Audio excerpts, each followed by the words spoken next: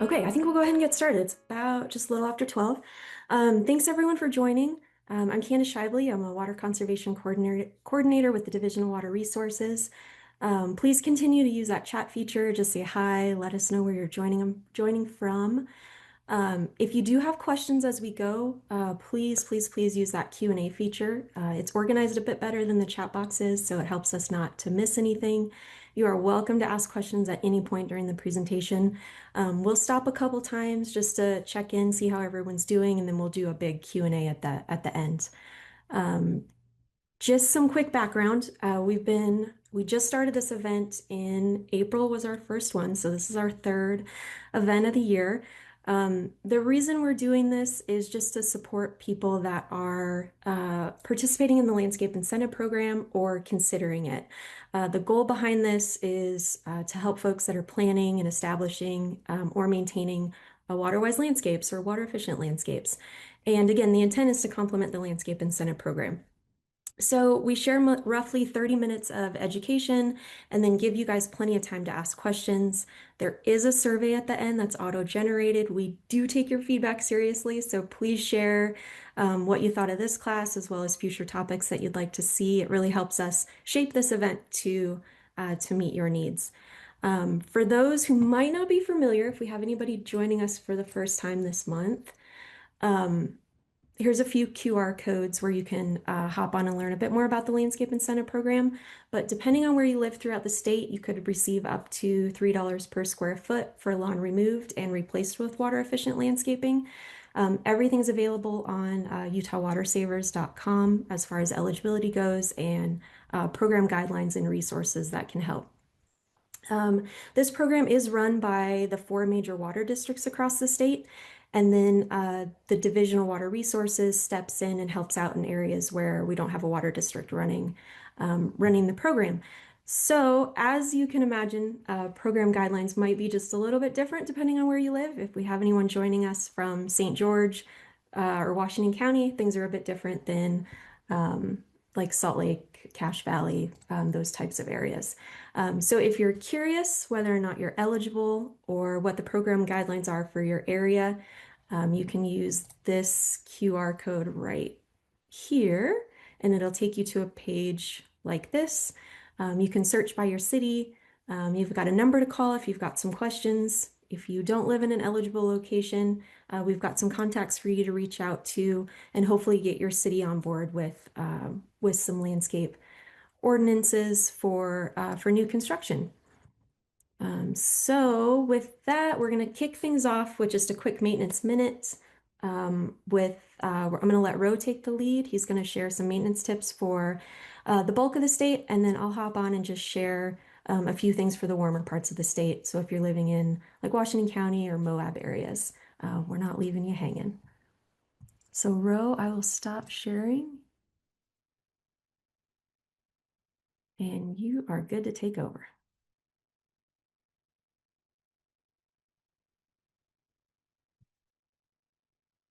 All right. Okay. Thanks for having me, and I will try to keep it to just a minute. As we're moving into July, it's hot. People don't want to be outside quite as much doing their gardening. But there are a few tasks that are important to take care of in the next month. So it's time you can deadhead. So removing spent blossoms from your perennial or annual plants can help them to, depending on the plant, hopefully rebloom and give you some more color throughout the summer. For some of those that aren't good rebloomers, so irises, daylilies, this would not be the reblooming varieties like the Stella d'Oro. If you have those, you probably know what they are, but they're going to keep blooming throughout the summer. But for those that like these here in the photo that kind of are bloom and then are finished, it's the time to divide those and move them around throughout the landscape or give them to your friends. For our trees, it's very hot. So for established trees and for shrubs, we're going to want to do some deep watering at least once a month for those trees. Once a month is probably about right for most of the state to do that kind of watering. For our trees as well, we can prune suckers and water sprouts out. Sometimes in the heat, they're less likely to grow back if we prune those out at this time. For those of you who are growing fruit trees in your landscapes, codling moth control is still an issue. So keep going with that if you want to have apples and pears without codling moth worms. And then I'm not an entomologist, but this is a time that you can, if you're having trouble with hornets and wasps, yellow jackets can be controlled with baits at this time of year. Late June, early July is a good time to do that, and then you can scout for your European paper wasps as well. So that is about it for the cooler parts of the state. I will let Candace take over.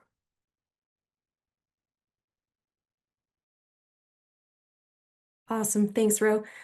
Zoom must have done an update because I didn't see your screen share right away. There was like a tab up on the top. So if anyone else didn't see it, you might just have to like scroll if you're on the phone.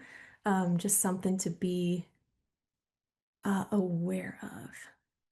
It could just be my computer too. It's been a weird little day. Okay. So again, I'm Candace. I'm just going to share a couple tips for the warmer parts of the state. Let me get this guy going. Okay, hopefully you guys are seeing that okay. All right, it's getting hot. Same comment that I made last month. We're not doing any new plantings, we're not fertilizing, we're not pruning any trees. We're gonna save all of that fun stuff until fall. The only pruning you might be doing is some deadheading. You're probably having some flowers that are just done blooming, so you can get in and cut those off, similar to what Ro had explained. And then that's really about it. We're also going to do some weed management, just keep up on those weeds. And we're going to be checking our irrigation systems frequently, just making sure we don't have any leaks, and that everything is getting watered. Sometimes those emitters on our plants can get clogged up, so you got to check those from time to time and make sure that they're still going strong. Okay, so with that, let's get into the presentation. I'm going to be presenting today. I'm going to be talking about watering new plants. We're going to go from start to establishment. So from the moment they get into the ground, and then what we're going to do for the next few years as we get them growing. And honestly, this was a challenging presentation to put together. Typically, when I give a talk like this, it's for a specific location where I can really fine tune like soil type or local conditions. But broadening this for a statewide perspective was a bit of a challenge, but it was kind of fun. So we have a wide variety of climates across the state and some different soil types within our state as well. And both of these factors play a role in how we're going to irrigate our plants. So I'm going to do my best to lay some groundwork and then give you all some tools so you can customize things for your space. And I'll leave plenty of time for questions. Again, please use that Q&A box. And uh, hopefully you're getting what you need in this event, and then we can use the question and answer to really fine tune things if we need to, if anything was missed. Okay, so just a few highlights for the class. We're going to be talking about some drip irrigation design tips. We're going to be covering how often we should water, how much water we want to apply. And then we're also going to talk about soil's role in irrigation scheduling. And then we'll talk about a few things that we just want to watch for once we get everything up and running. So I want to start with soil. Um, and just a side note, I'm going to reference a lot of resources throughout this presentation. I'll put them all in the follow-up email that I send you guys after the event. So please don't feel like you have to write them all down or grab them all or try and navigate back and forth between screens. So the first thing I want to talk about is getting a soil test done. So this is a service that USU offers. It's not expensive. It's well worth what is it, or like 20, is it $23, $26? I think the basic test is 25. Yeah, yeah, 25. Okay. yeah. Perfect. It's really not expensive, and it's really nice to know what your soil type is. Excuse me, my goodness. Um, just so you can use that. Different soil types hold water differently. So knowing what your soil type is can really help you from a water management perspective. I'm just going to talk about two extremes, just sandy soil versus clay, just to give you a little bit of an idea, and this is just a great example to visualize and just help explain those two extremes. So on one side we've got sandy soil and one side we have clay soil, and this visual is great because you can see how the water interacts with the different soil types. The sandy soil, those particles are really big, and so the water's able to pass through or drain or infiltrate really quickly. It doesn't percolate, it doesn't move within the soil very well. On the clay soil side, those particles are really small, and that water moves in very slowly and it spreads very well.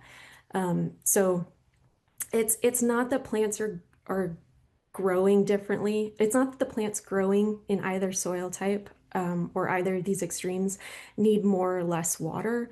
The water need of the plant doesn't change, but how we apply that water is impacted by our soil type, and it also impacts how we're going to design our irrigation system.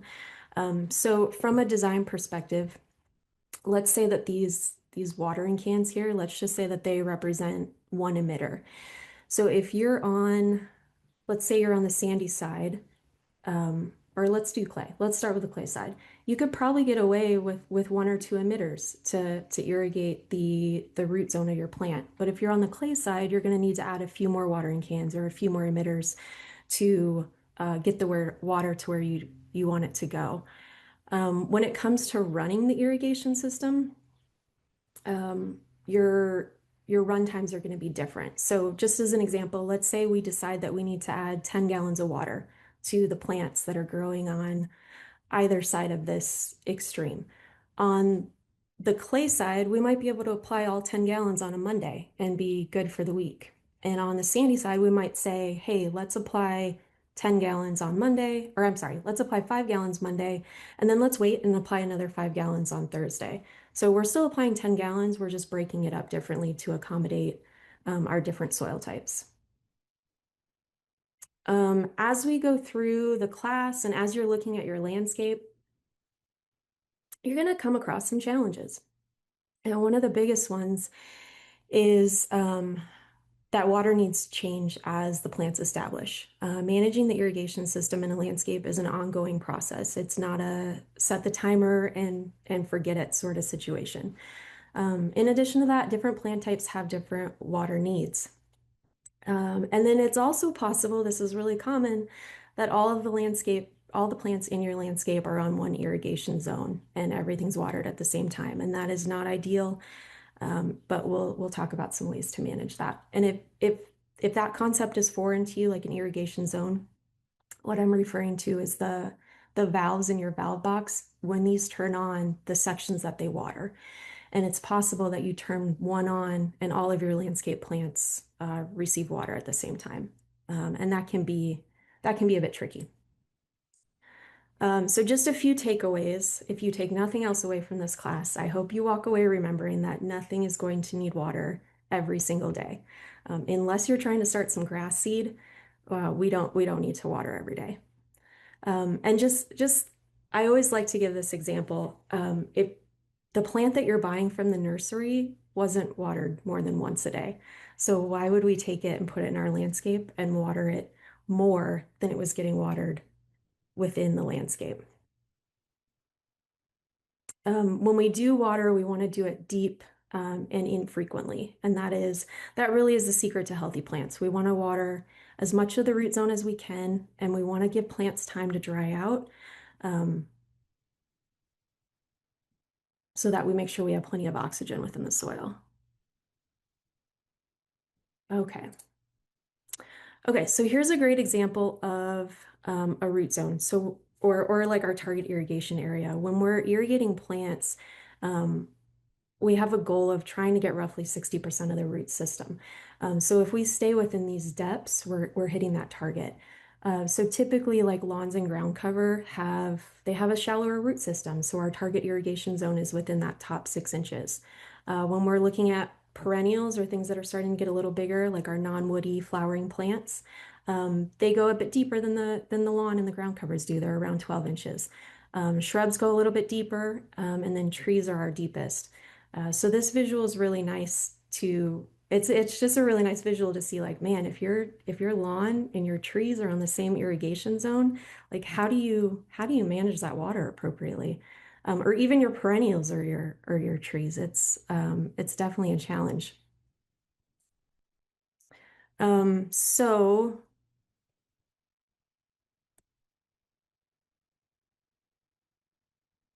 when we're looking at different plant types as we move forward, just considering where our root systems are at.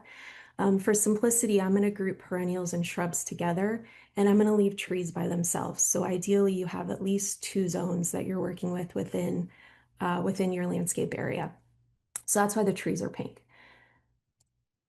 When we're watering our plants, our goal is to, going back to this, so we've got our root ball here. So this is the original root ball in the container when we purchase the plant. And when we put it in the ground, that's what this area here is representing. So when we water, we're trying to irrigate this area as well as some of the surrounding soil so that we can encourage those root systems to spread out into the native soil that we have in the landscape. So this is kind of what that looks like. So year one, this is kind of our goal. We're getting that root ball wet, and then we're also trying to expand a little bit. And then year two, we're expanding a little bit further. And then year three, we're expanding a little bit further than that. And this whole time, we're trying to stay within, they call it the drip line of the plant. So as far out as the branches go, or um, the stems on the perennial, anything underneath that canopy is kind of considered your root zone. You do have to get a little creative or careful if you have columnar type trees that really don't get wide. They still have a spreading root zone. So the rule of thumb there is that however tall the tree is, that's how far out the roots go, and then you try to get roughly 60% of that. So you can use that tip for things that are a bit more narrow and don't have that typical spread. Um, when it comes to designing your irrigation system, a lot of this is personal preference. So I'm just going to share some of the things that I've had good luck with in my landscape. Personally, I like to do at least two emitters on each plant. And the reason for that is emitters can clog. And if I lose one, I always have one that can help compensate. And so if I can't get to the problem right away to fix it, like if I'm on vacation, it just buys me a little time versus that plant not having any water at all. So for perennials, I like to do two half-gallon emitters. So these emitters are measured in gallons per hour. So if I do two emitters that are putting down half a gallon each, I'm doing a gallon per hour. For shrubs, I like to do four emitters at 1 gallon per hour. And then for my trees, I like to start out with six, and then possibly add more, just depending on what's happening around the tree. And we'll talk a bit about that. And with those, I like to also do the 1 gallon emitters, but I design them a little differently, and I'll show you some tricks. With the perennials, I like to do point source. So I have the line come out. So we've got our main 1/2 inch irrigation tubing here, and then you've got this 1/4 inch tubing. You might have heard this referred to as like spaghetti tubing. And then I like to put my emitter on the end and then take that emitter directly to the plant. And there's a lot of ways you can do this. Again, this is personal preference. I like having my emitter right at the plant because then I'm able to find it easier and I can see that it's dripping water. And if it clogs or breaks, it's really easy to cut it out and put a new one in, or just give it a tap and sometimes it'll clog it'll dislodge whatever's in there clogging the emitter. And then for trees, I like to do inline. So I like to do these, I'll show you a better picture in a minute, but I like to do rings around the tree that have emitters built right in. And let me show you a video of this guy. Sorry, I didn't really finish that thought. I do have a video of this so you can see this as well, but these emitters are built right in, so you don't have to punch them in. And these typically don't clog. I mean, they can with hard water, but it's not from my experience, they don't clog as often as these guys do. Okay, so here's just a real quick video just to kind of show how you can kind of put these together. These are just connectors to connect that spaghetti tubing or that 1/4 inch tube from the main line to your emitter.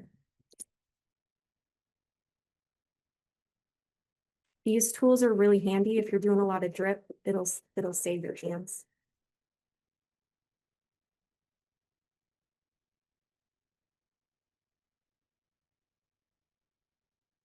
That pop is very satisfying. If you let this sit out in the sun a little bit, it's a lot easier to work with.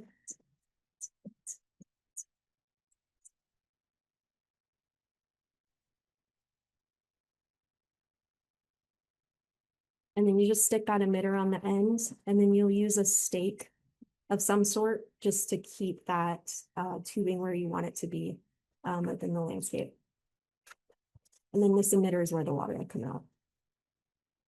And then for the inline drip, this is what that inline drip looks like. And there's a lot of different choices and companies that make all of these products. This is just a screenshot from the drips work page, and you can see you can get different size. You can do half gallon per hour, which 12-inch spacing. So if you have a sandier soil type, that half-inch, 12-inch spacing would be better, or half a gallon, 12-inch spacing.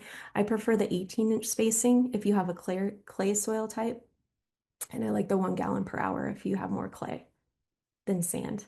The nice thing about these is they do have the built-in pressure compensating emitters. Make sure you do have some sort of um, pressure regulator because they don't operate very well at the higher pressure types. I'm not going to get into too much drip design stuff. If you are interested, you can go back and watch our first class. It was the switch to drip presentation, and Nikki with Sandy City gets into a lot more detail about drip design, filters, pressure regulators, all the components of a drip system. Today, we're really just going to focus on how we're watering, but I wanted to give you some drip tips and kind of let you know where I was coming from before we start talking about like watering schedules. Okay, so here's where we're at. If you have a sandier soil type, this is all ideal for clay. If you have a sandier soil type, um, this setup would also work quite well. With the inline drip, I would switch instead of using an 18-inch spacing, I would use a 12-inch spacing. And you could also drop this down to the half a gallon instead of the 1 gallon if you wanted to. Okay, so here's the inline drip. And again, some of this is personal preference. So on this first picture, they had that ring right there. You could keep that ring in there, or you could take it out. Um, I like this one here. It's roughly 3 feet in diameter. Just doing like a 3 foot diameter ring around the tree is great. And then you can add an extra, like you can use that spaghetti tubing that we're using on our perennials and shrubs and just add an extra emitter like up close to the root ball just to get you through those first couple seasons as those roots are starting to expand. And then after, I would say probably after year 2, if you don't have additional plants growing around the tree that are also getting irrigated, you'll want to come in and add another line, another ring, and possibly even another ring, just depending on what's growing around the tree and just thinking about where that tree is getting water. If you have lawn nearby, like there is in this picture, you're not going to need that because it's going to get a bit of overspray from the lawn. Those root systems are going to grow out into the lawn and be grabbing water from the lawn as well. Um, so the way you set this up is really going to be dependent on your site and whether or not you decide to add this extra ring. I wanted to, I didn't know there was sound on that. Sorry, guys. I wanted to add just a tidbit about hydrozoning. It is really important to group plants with similar water needs on the same irrigation zone, if you're able to. Trying to water lawn on the same zone as something that has a much lower water requirement, like a yucca, can be it's impossible. You're just don't do it. Add extra zones. Just to give you an idea of how like the water needs of plants, this is just a visual to share different water use classifications. So the yucca would fall into this very low category. And what that means is it needs about 80 to 90% of the water that your lawn needs. And so that's very drastic. Moderately low to moderate, which is like the bulk of the plants that you can buy at the nursery, they need about 40 to 70% of the water need that your lawn's going to need. So I just wanted to throw this in there just to show why hydrozoning is important. even taking the lawn out of it and looking at moderate water use plants and putting them on the same zone as very low water use plants can be a challenge because the water needs are so different. If you're not sure what the water needs of your plants are, we put together a statewide water-wise plant list, and you can filter out by your zone. So if you're down in St. George, you don't need to see all the plants that you'll only see what grows well in your area, and vice versa. If you're up in Salt Lake, like you're not going to get the plants that would grow well in St. George. So you can filter out by plant type, as well as your zone. And then each plant has a water use classification. So you can kind of sort through and see, like, okay, I've got some things that are similar, so my water's going to work out pretty well. And maybe I have this one outlier that I just have to water by hand from time to time so that I'm not overwatering everything else on the line. Okay, how are we doing so far? Do we have any questions coming in, Madison? Yeah, a couple. There's two in the Q&A. One was asked pretty early on, so maybe you've kind of touched on this, but if there's anything else you want to speak to. Eric asked, does deep watering for trees still apply if I'm doing drip irrigation for them? Oh, 100%. Yeah. So as we walk through, that's a great question. So as we walk through like just some sample schedules to kind of get us from start to establishment, you're going to see that we're progressively adding more water less frequently. So we're going deeper. And that's the beauty of drip irrigation is it allows us to apply water deep and then we can pause frequencies. On a similar wavelength, they also asked if there's any tips for watering trees in park strips. The other side of the sidewalk has a separate zone from the rest of their landscape. That's a good question. What else? Is there a lawn in the park strip or what else is in that park strip? No context in the question, Um, but maybe I'll give like a general idea and then Eric, if you want to throw some more detail in there. Um, yeah, I guess maybe I need some more context. Like, is there irrigation at all and what else is on that irrigation line? And then this is a good segue. If you do have trees and you're only working with one or two irrigation zones, there's nothing wrong with taking just not watering the trees on like your normal irrigation schedule and just going out and hand watering them. And depending on how established they are, it's not going to be very frequent. It might be every 3 weeks, it might be every month, depending on where you're at in the state. they did respond. They said that they have some other shrubs and perennials with drip irrigation in that zone right now. Okay, so I would water. That's a tough spot. I would manage the water for the shrubs and the perennials, and then maybe just once a month, turn that drip system on a little longer than you normally would, just to push the water down and get it to where the tree roots are. Great question. Thank you for that context. Okay, so let's talk about where we want to be once our plants are established, and then we'll talk about how we get there. So our goal is to water deep and to do it infrequently. We want to push that water down into the root system, and then we want to give things a chance to dry out. So we make sure we have plenty of oxygen in the soil. We're not overwatering. We're not causing root rot. We don't want to water every day. The typical schedule of 5 minutes twice a day, every day when plants are established it's not ideal. And it's not long term either. Okay, so here's what we're going for. So I put perennials and shrubs all in the same zone. Let's see, we've got a hand raised from Austin. Austin, I don't know if I can unmute you, so if you want to use the Q&A or the chat box, if you've got a question, that'd be awesome. Um, okay, so for perennials and shrubs, I made trees a separate color because again, we're hoping to put trees on their own zone or water them by hand if that's not an option. So ideally we're getting to like once a week, once every 10 days when we're watering our perennials and shrubs. And we're doing a deep watering. This is going to vary a bit by size. So if we have bigger shrubs, we'll need a bit more water. I just kind of for simplicity, I'm just picking like average perennial size, average shrub size, average tree size. Our goal is going to be to apply roughly 1.5 to 2 gallons every time we're irrigating these perennials.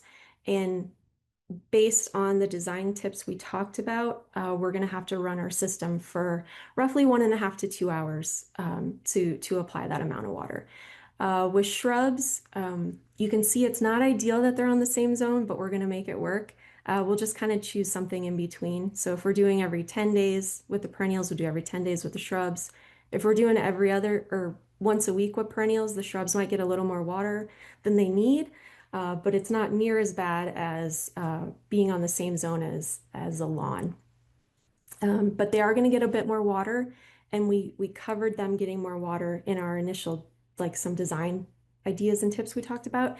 And then our run time, we're going to have to find some common ground here. So we might do 2 hours to meet the needs of both of these. And then our trees are going to be very different. We're going to do 1 to 2 irrigations a month. We're going to add quite a bit more water because they have a larger root system. And we're going to run our system quite a bit longer. We're going to go for about 5 or 6 hours to put that amount of water down. I do want to note that this is just a guide. This schedule could change quite a bit based on your soil type. So if you've got sandy soil types, instead of that 1 to 2 irrigations a month, let's shoot for 2 to 3 irrigations a month. And we're going to put down the same amount of water. We're just going to break it up in between those 2 to 3 irrigations versus 1 to 2 irrigations. And then our runtime might change a little bit too, just based on how we designed our system. The reason I threw this in here, this gallons, is because if you've already designed your system, it's definitely not the same as what we're using in this example.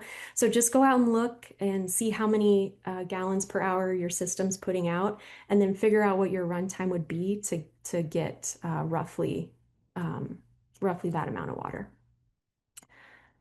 Okay, so how we get there. So this is going to be, we're going to pretend that it's spring and we just planted everything.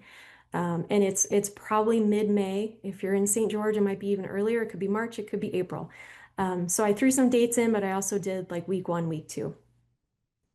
So perennials, we're gonna run them for about 15 minutes every other day, and we're gonna do the same for shrubs. And what this is gonna do is it's gonna wet the root ball, the original root ball. It's also gonna spread some water out into that the existing native soil that we have on our site, and encourage those roots to go out into that system. We're actually gonna do the same thing for trees, so we can run everything around the same time. And then after a couple weeks, when they've been in the ground for a bit, they're starting to spread out, they're starting to establish. We're gonna up our runtime a bit, but we're gonna drop down. We're gonna drop down our frequency. So instead of every other day, we're gonna do 3 times a week. You might even be able to cut that back to 2 to 3 times a week, just depending on. Sometimes our spring weather conditions can be a bit funny. So you do have to take an active role in managing and just paying attention to what the weather's doing and making adjustments as needed. And then for the fall and the winter, we're going to increase our runtime a bit and we're going to drop our frequency. So you're probably starting to see a trend. We're going to be increasing runtimes and we're going to be decreasing frequency as our roots start to establish. And then in the winter, you might not need to water at all, but if it has been extremely dry, which does happen from time to time, and what I mean by dry is we haven't had any moisture for a good 3 to 4 weeks. We're going to put just a little bit of water down, especially on our evergreens, because they do need a little bit for insulation just during the winter months. If you're hoping to plant some things this fall, I just wanted to throw this in as a resource as well. It's going to be similar. The first week's going to be similar to spring. We're going to do about 15 minutes every other day. And then that second week's also similar, but typically fall's a bit cooler than spring is. So instead of 3 times a week, we're going to do 2 to 3 times a week. We did up our runtime a bit. And then as winter starts approaching, we're just going to continue with that roughly 20 minutes. But we're going to decrease our frequency to eventually 1 watering a week just until that plant goes dormant. And what I mean by dormant is if it's a perennial, it's either we've had our first frost and we've lost all the herbaceous material. If it's a shrub or a tree, the leaves are starting to fall off or have completely fallen off. And then same practice for winter.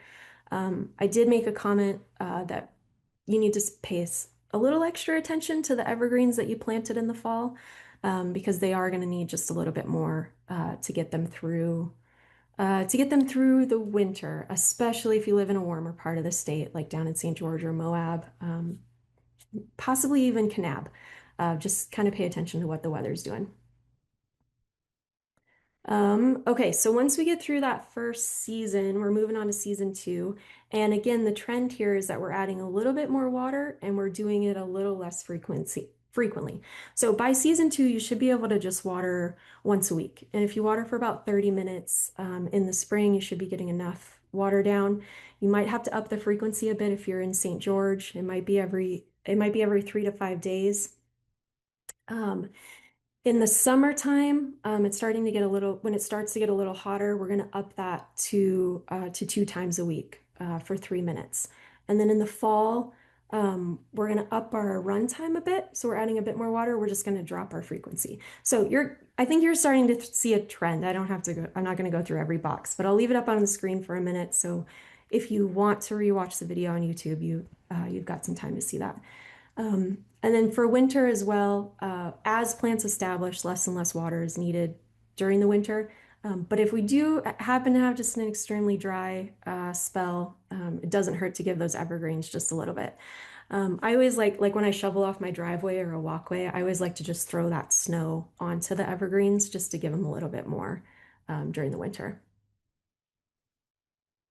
And then season three has a similar trend. We're just increasing our runtime and we're dropping the frequency.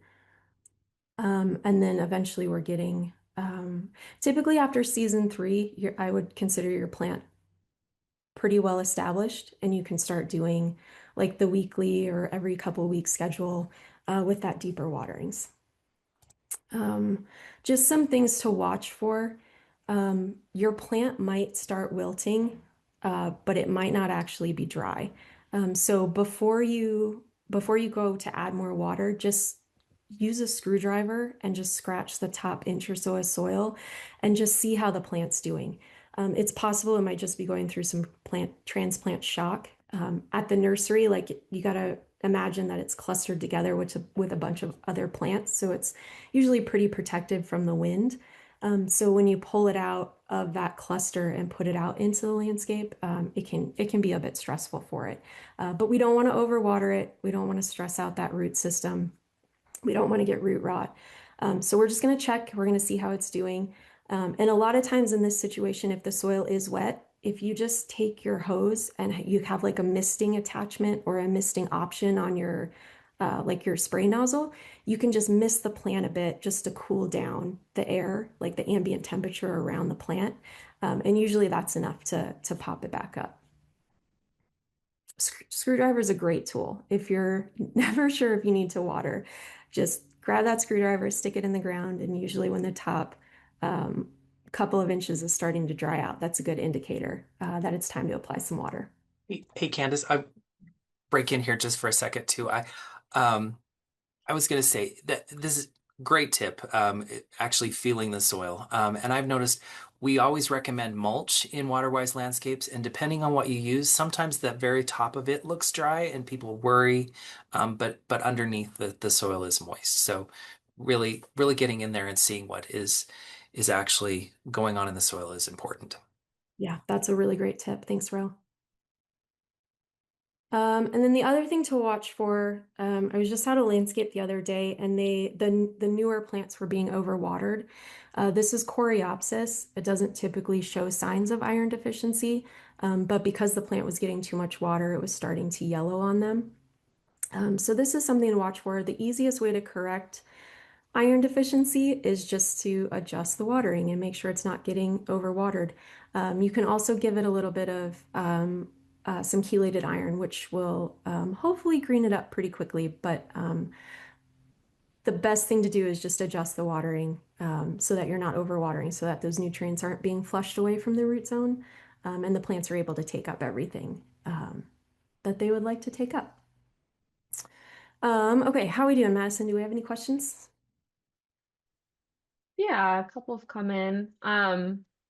One from Steve that says, unlike deciduous trees, conifers in my landscape and in nature often have a dry footprint with no snow accumulation or rainfall within their drip line. Does this imply that they are primarily harvesting water outside of those drip lines? Oh, that's a good. Oh, I'm really glad you brought that up because typically conifers or most evergreens are a bit narrow. They don't get the widespread that our deciduous shade trees do. Um, so, so yes and no. It is taking up water within the drip line, but it is also taking up water outside of that drip line. So if it's dry, like right underneath that canopy of the evergreen, I wouldn't stress out about that too terribly much, um, as long as there's some moisture around in the space. Okay, and one other question from Diane. I'm planning to take out my front lawn and install drippers for native plants. I'm worried that the black hose on the surface will get too hot and that the water coming out at first will scald the plants. Other than watering before dawn, are there any other hints or tips that you can give? Oh, that's a very good observation. The best thing that you could do is just put some mulch on top of the drip line so that it's just not being exposed to the sun. You can also bury it a bit. Let me go back.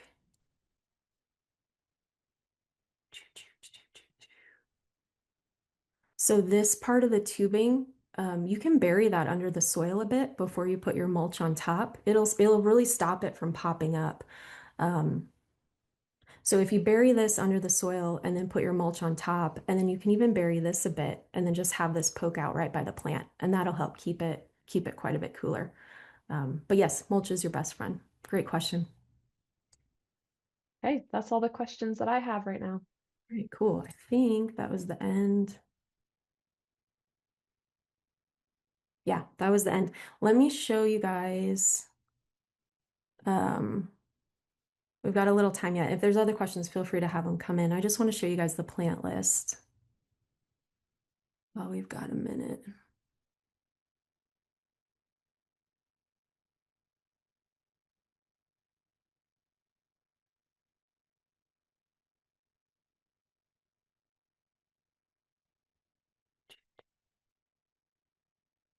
Okay, so this is our water-wise plant list. And again, I'll send you guys a link to this. You can also just Google and like type in water-wise plants, and it's usually the second or third thing that pops up.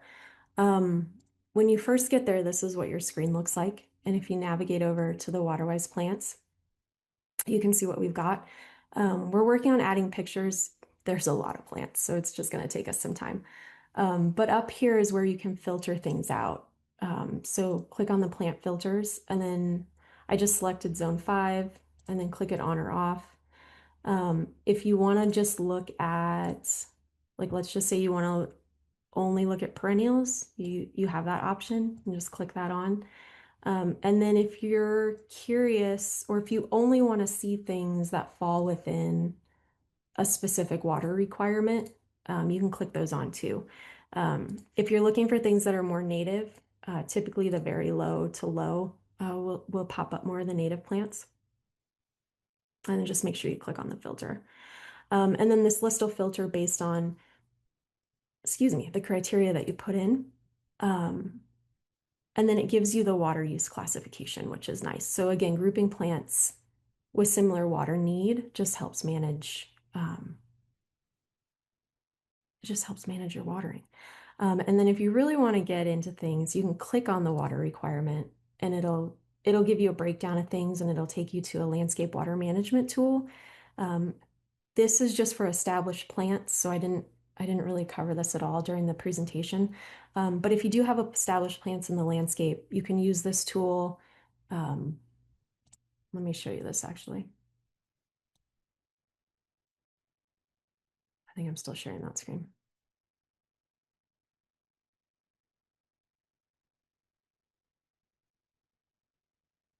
Well, I'll just do it this way. You guys are still seeing this, right? You're not? Okay.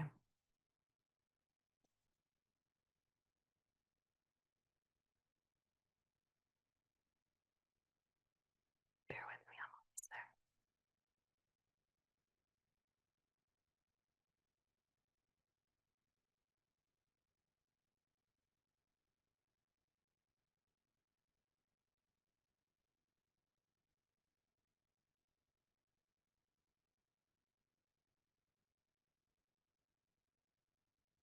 Okay. So if you click on this guy and then you click on the landscape water management tool, it'll take you to a Google sheet that you can make a copy of. If you don't have Google, you can get this on our website too and just download the Excel version. Um,